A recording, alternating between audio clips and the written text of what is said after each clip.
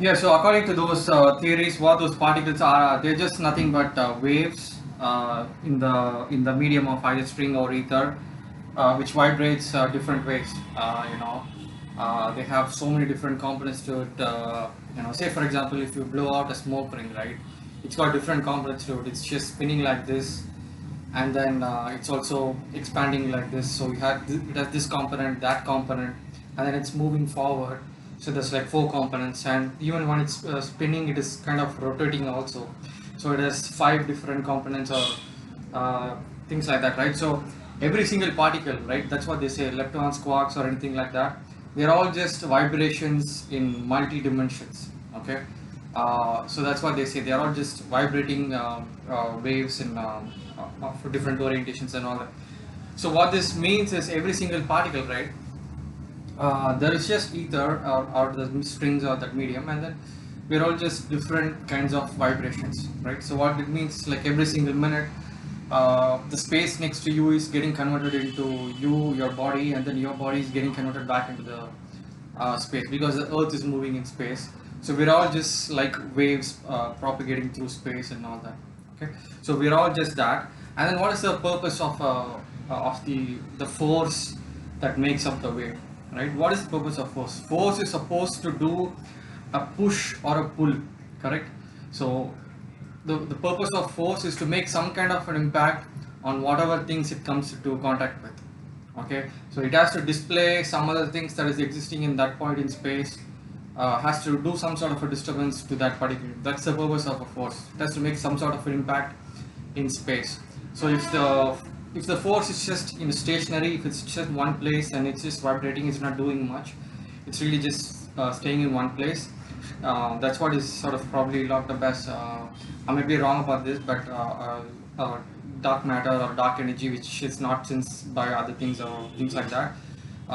But a force is not supposed to be trapped. The more it's just traveling far in space and disturbing as many things as possible, it is a successful force, right? Because it's doing the most amount of impact. So even at the level of force, it is supposed to make an impact, right? And then that actually translates into the organisms as well. It's not by design or something, it just happens so that. See, even the basic amoeba, even without a brain, it has now become like that. It is what it is done here is just it is not done any self-preservation, or it's not propagating any genes or memes or whatever. But what it has done is it has done some sort of an impact. It has just taken this empty piece of food, non-living food, and then it has created that into a living organism, which is a big impact, right? So because living things are more impactful than non-living things because this. Say for example, this piece of food, it just remains as a food, right? And then it is also combustible, let's say. So if you burn this, you'll get a lot of heat energy, light energy that travels far and beyond and all. That's fine. But the thing is, this one can also be that. This one can also be, when it gets burnt, it gives out heat energy, light energy, and all that. All the forces trapped will come out. But while this is in the form of a living thing, it is also doing other things. Whereas this is just dormant, stationary, static, not doing any impact at all. But a living thing is far more impactful because it moves around, disturbs other things, just uh, does so many different things, right? And then eventually from the amoeba to the sea encephalus, or whatever, the hydra or whatever, the most primitive neural system, whatever, even that neural system is sort of designed in a way to derive pleasure out of creating some sort of an impact.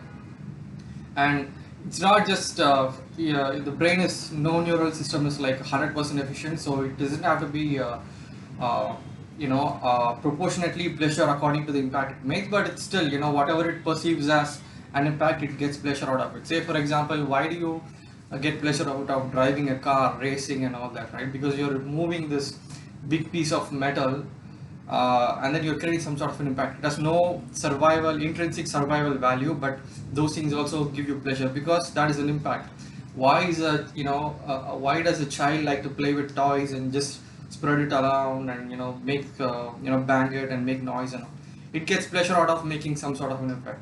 And it's not just physical impact, it's also all your emotional, intellectual impact that you create. That's also a big thing, like you create a set of morals, set of rules, set of religion or whatever, and then you influence people's life. You counsel someone, you help them, you teach people, you let them become into other achievers, things like that. Every single thing is some sort of an impact, right? So we derive pleasure out of those things. Any pleasure that you intend to happen, you get pleasure out of it. Anything which signifies a loss of impact, let's say a loss of wealth, loss of physical limbs or whatever, death, these are all denoting a loss of impact, and that kind of is depressing to you. It's it makes you sad and things like that. Even boredom, right? You have no hope of having a good future, no hope of having fun, or if you perceive something as loss of liberty, loss of freedom, loss of activity, even boredom, it's very annoying to you, right? Because it's denotes loss of impact, and then you kind of feel either pain or sadness based on that. Okay, so this is this theory, impact theory, that is at the penultimate level of things. So we are all here to make an impact. The purpose of life, purpose of our existence is to make an impact. The ultimate objective function is to make an impact. So I use the word objective function for a reason. So let me just proceed to the next thing. Okay. Ultimately, I don't believe in anything. You have a nihilist, and once you're a nihilist, you become a hedonist. Only thing is, like you say, nothing matters. That's true. It doesn't matter if you exist or not, if the world exists or not, if the universe exists or not. It doesn't matter, right? Ultimately, so what you try to do is you become a hedonist, right? That's at the ultimate level. But then let's keep that aside, and then we'll just go on to the next thing. Okay. So here, this is the thing. I think we would have all seen this. What's next, right, for mankind? From amoeba we become men. What now? Are we going to be homo deus or transhumans? Are we going to go out of extinct, or are we going to create AI? That's the debate, right? So first of all, how long are we supposed to keep on keeping on? It's like we're not going to live forever. Definitely we're going to end at a particular point, but at least, see, evolution has done so much things, right? So what do you think has improved in all this? It's not like we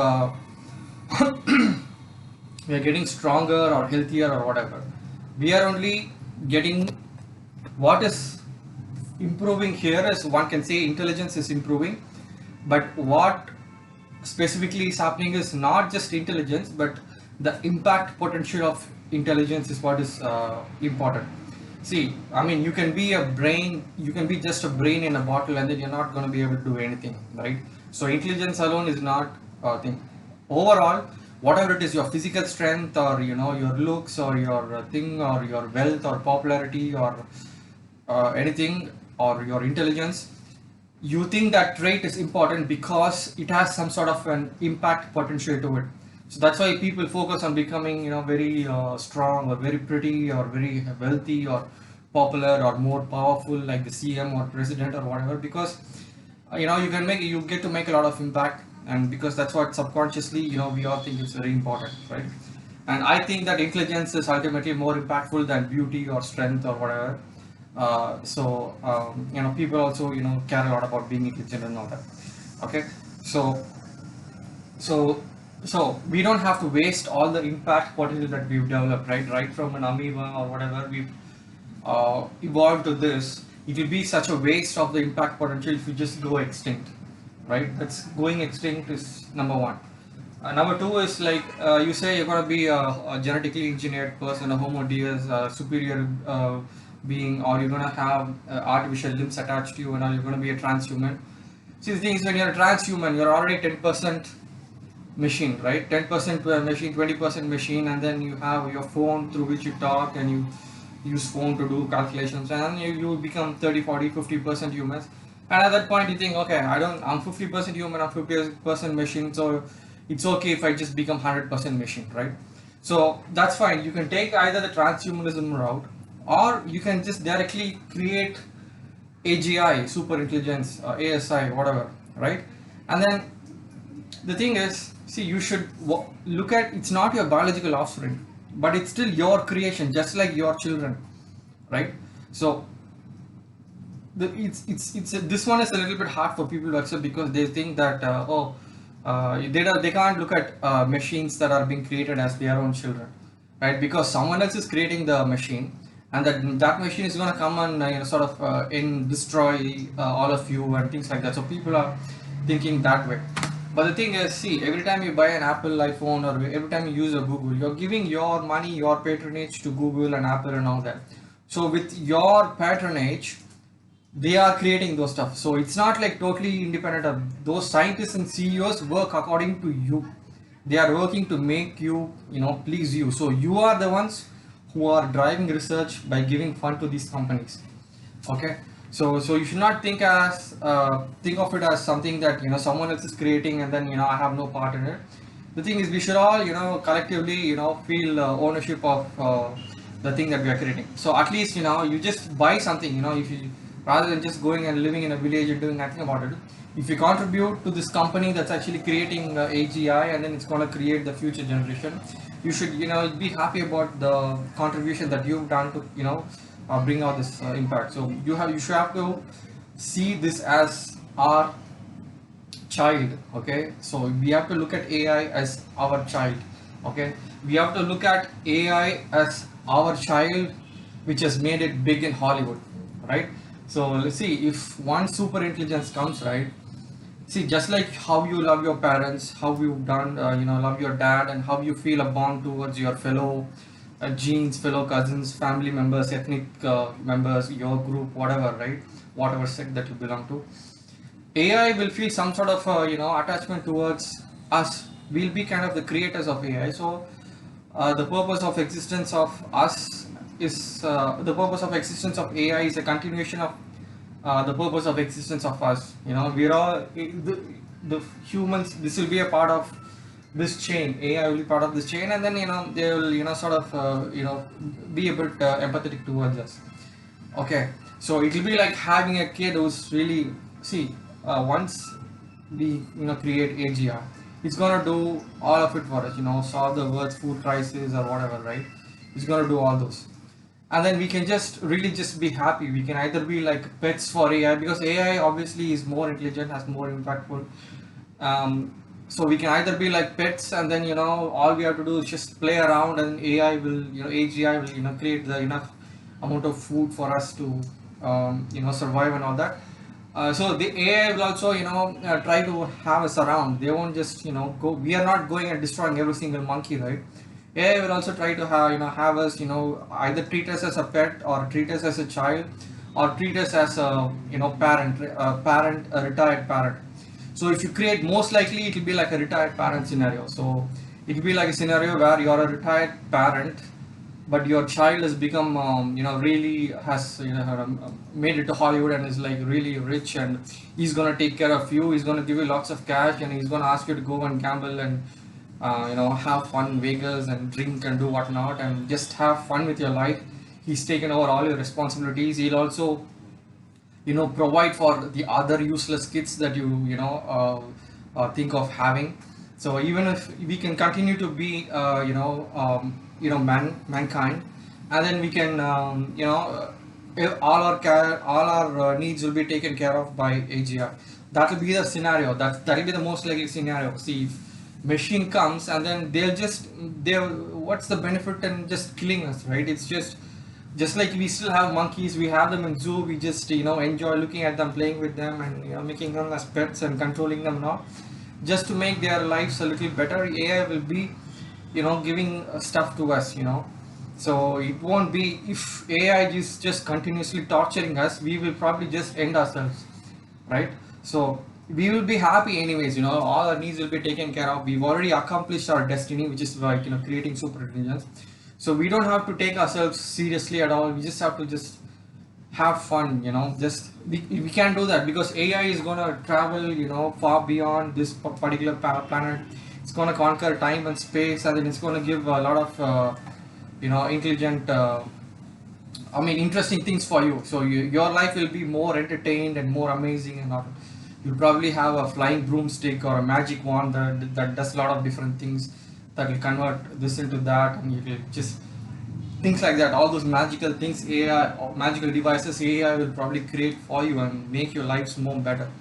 Okay, so things will be really interesting once you get AGI and you create super intelligence. It's not like even if you die, right, it doesn't matter because you're trying to fulfill your destiny. See, that's what every single woman does.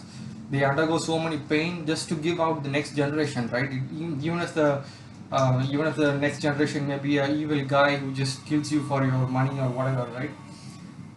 That's worth it. That's what we are supposed to do. You can't say that, okay, nothing matters, I'm not gonna sit back and do. If you try to be that, you'll be crazy, you'll go crazy. Like, if you've ever watched this thing about Nietzsche or Schopenhauer, things like that, see, they were all nihilists. Okay, so they decided there's nothing else to do, everything is has no purpose, right? But then they were all depressed because they didn't know what to do next. If nothing matters, Schopenhauer said we should all just kill ourselves. Nietzsche says no, no, we should not kill ourselves, we should just enjoy art, is what he said first. But and then he changed his mind. He says, okay, life is constant struggle, we have to keep on struggling, we have to overcome struggles.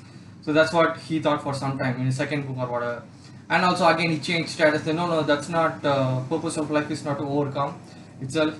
Purpose of life is to conquer power, the will to power or whatever. By the time he was half deranged and all that. So if you're a nihilist, this is what and you have nothing to do, you just become depressed and deranged and all that. See, even this guy, the myth of Sisyphus, right? Albert Camus. So what he says is, okay, everything is pointless, just like this. What this Sisyphus is doing, just rolling the rock on top of the mountain, it comes down again, he does it again. It's all pointless, right?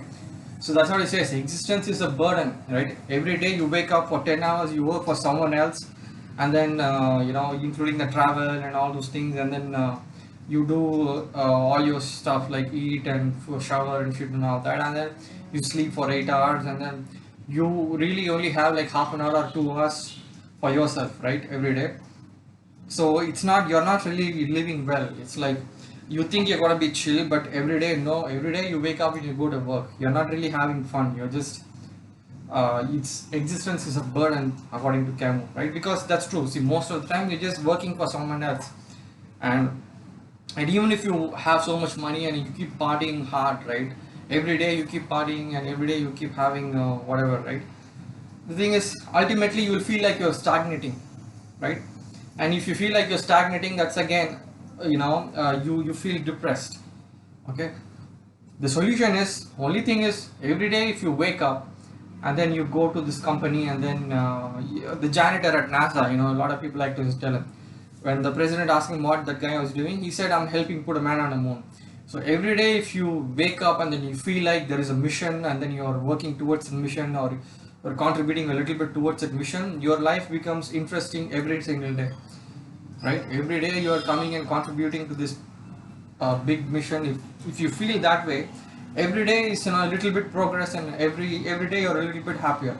Okay, so what I would suggest is, like, for you guys, yeah, you do whatever you keep doing, you wake up, go to work, make some money or whatever, but come and contribute to a cause which is going and accomplishing something bigger. And I would say that accomplishing something bigger is creating AGI. That's mankind's destiny, I would say. If you're contributing a little bit to achieve mankind's destiny, that's it. So you will be happier every day. So I would ask you to just come here, hang around in the cafe every day. It's like, I'm really cheap as well, it's like very good value for money, good freshly ground cappuccinos for $50 along with a homemade chocolate. It's like it's like, yeah, that's the best thing you can do. You can just hang around this place, and you can feel you can sort of socialize with like-minded people, find your tribe here. It'll be really interesting, actually. Okay, so patronize a company that's contributing towards AGI. Okay, and then look at AGI as your destiny. You wake up every day and you think, okay, nothing, it's not all pointless, we are trying to create the next thing. So you work towards that and you'll be happier. Okay, so that's what I wanted to say. And then I'll go to this slide. This slide is yeah, so what I'm basically saying is AGI, right? Who exactly is going to fund AGI? You think the military is doing it? You think the medical guys are doing it? You think the data analysts are going to fund AGI. No, no one, no utilitarian industry or application will fund AGI, because you cannot develop AGI for one specific purpose. That becomes a narrow intelligence. AGI, you just have to let it evolve. Okay, so let's say if a military guy gives you $10 billion, and then you take him a robot that just dances to rap music or something, he'll just put you in jail, or he'll just fire rounds at you. Okay, every other industry wants something that is useful to them. Only then they will give the research funding for it. But only one industry is an exception to that. That is the entertainment industry. So you already have robo soccers and robo wars and going on. So every little new little thing that a robot is capable of doing, that will be appreciated only in the entertainment industry. Okay, so entertainment industry is where the money or the funding for AGI is gonna come.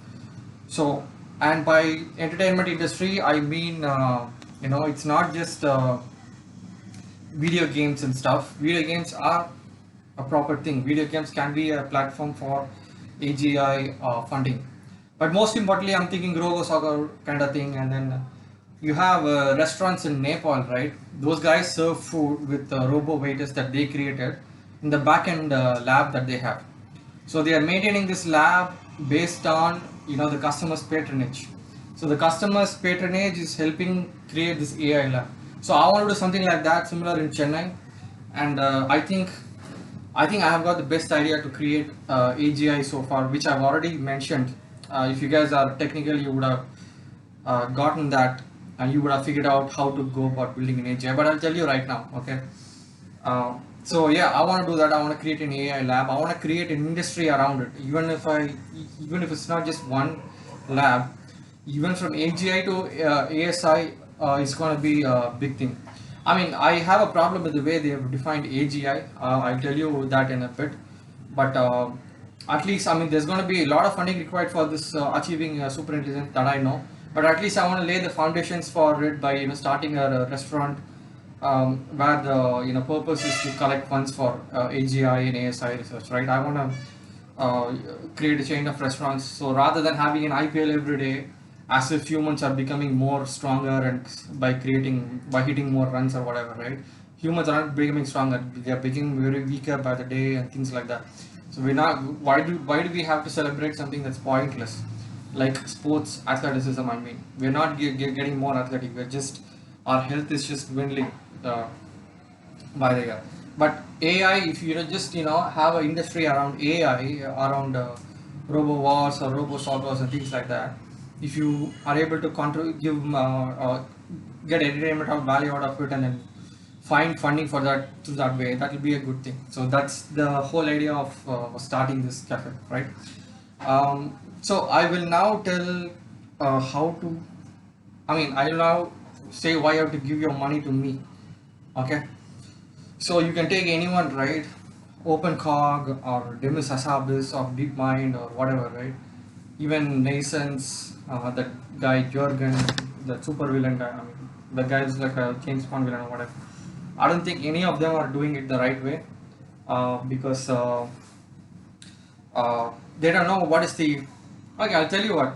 See, first of all, they have not defined AGI the right way. It's like they've defined it as like most capabilities of human. If a robot is supposed to do, that is what general intelligence is. But that's not it. We don't have to generalize intelligence just at the human level, but at least at the animal level, right? Even they have general intelligence. Even a small worm, I think there's already this open worm project and all that. Even a small worm does so many different things. It'll just find food, it'll try to fuck another worm, it'll try to go away from obstacles and fight enemies and get out of knots, so things like that. It does so many different things, right? So general intelligence has to be defined based on what is the objective of an organism, right? So people don't know what is the ultimate objective for their artificial intelligence system. Say for example Siri, it's only about voice recognition, speech recognition, and then you have the NLP engine, and then you have the search engine capabilities that is querying the search and giving you the answers. It's pretty simple. It's only got one particular thing. And even the Atari playing games or AlphaGo or whatever, right? They only have one specific thing to score points and win the game. And so that's how they anything that improves their objective, they give positive feedback. Anything that is against the objective, it's a negative feedback, and that's how they have the pleasure in painting. Okay, but no one knows what the ultimate objective is, and I've told you what the ultimate objective is, right? So if we are just, okay, this is the thing, the way we conquer artificial general intelligence is we just have to create a system for which the ultimate objective function is making an impact. Okay, so how do we measure impact? It could be something like measuring the uh, what do you call this, entropy, or there could be other ways of sort of making up an impact. The good thing about neural networks of brain is they are not efficient, right? It's only just perceived impact or perceived thing, so there is bound for divergence. So what I mean is, if I say uh, uh, if I create a neural system and allow it to evolve into different regions and all, and then but ultimately I would sort of make it to derive pleasure out of making an impact, right? Out of that is out of increasing the entropy. It's not just going to increase entropy at all. It will also do other things. You will realize that, okay, to increase entropy you first have to find other things, so other things come in with your object recognition. It'll So that's what it will do, all these other things in the name of making an impact. It will learn to identify objects. It will learn to sort of process language. It will learn to move autonomously. It will learn to control its parts. It will learn to balance. It will learn to uh, do everything, right? It will learn to hear. It will learn to sense. I mean, provided you give the right sensors attached to that particular neural network, right? And then you just have to allow it to evolve. You don't have to design every single region of the neural network by just copying everything from neuroscience.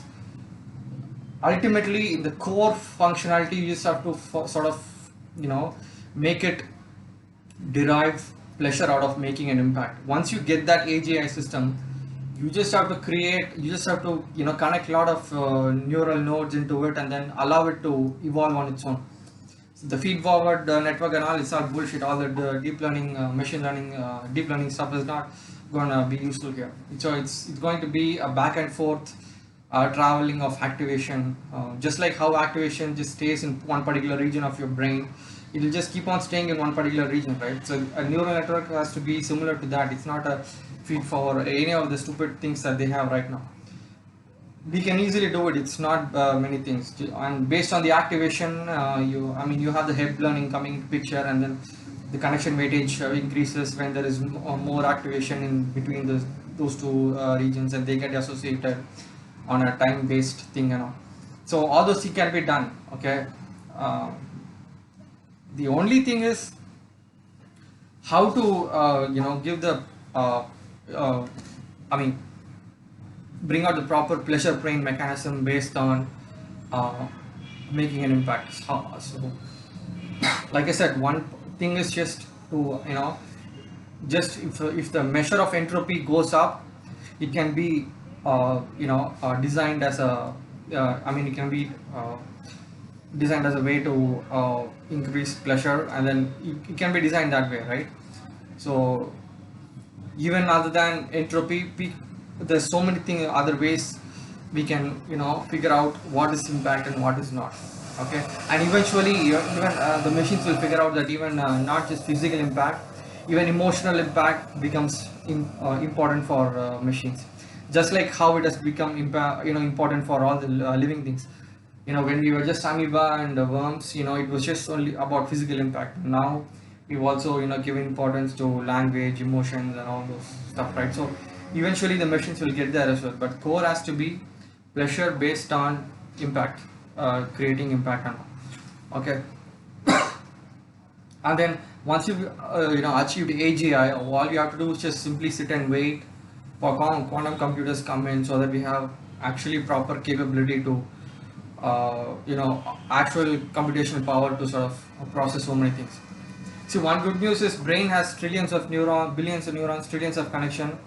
But if you have to create an AI, an artificial neural network like that, we have to update so many connection weights and so many activation and so many other parameters every single iteration, every single time step. It's going to be a lot of computation things. So So only when the quantum computers get here, I think we can get to that super intelligence level. But the general intelligence level, we can do it. If you just create a system that is getting pleasure out of making an impact, and feel sadness or pain or negative feedback for a loss of impact, so that is your artificial general intelligence.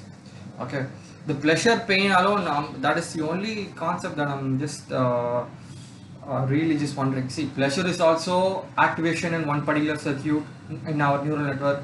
Pain is also activation of one particular circuit in a neural network. So I just keep wondering, do TVs experience a lot of pain or do they experience a lot of pleasure?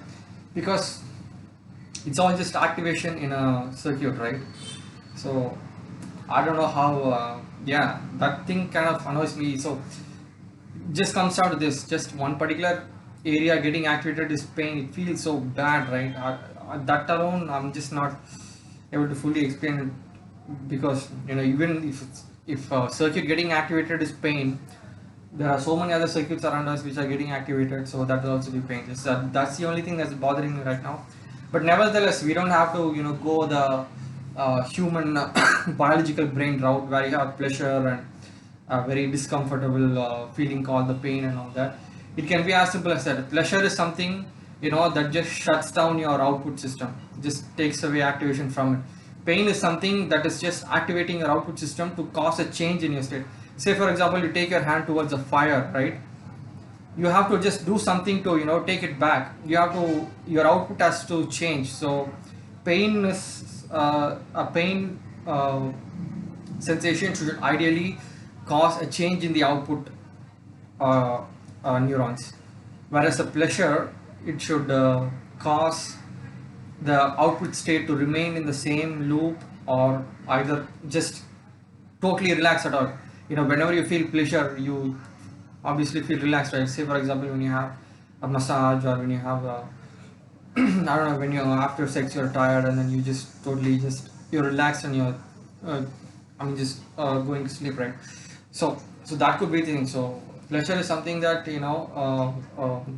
relaxes your output system, or rather no signal goes to your output, or rather no change of output signal goes to the output. Whereas a pain is where a change of the output uh, output neurons gets activated. So that could be the way the pleasure and pain thing goes. Okay, so this is the thing. I hope I have sort of convinced you on why we should just create AGI systems, even if ends as or things like that. So that's the best thing to do, I would say. And then I would say, to make it more interesting, to make your lives more interesting, come over to the Singularity Cafe in Chennai. Okay? Alright, guys, I'm gonna stop here. I'll see you at the cafe, and then we can discuss more. Okay? By the way, God is not there. Okay? Just get over it. Half of Europe is already atheist. And I know that religion is one of the important memes that you carry, but there's no God. That's just a stupid thing. So you just come here and we can discuss. Okay? Alright, see you.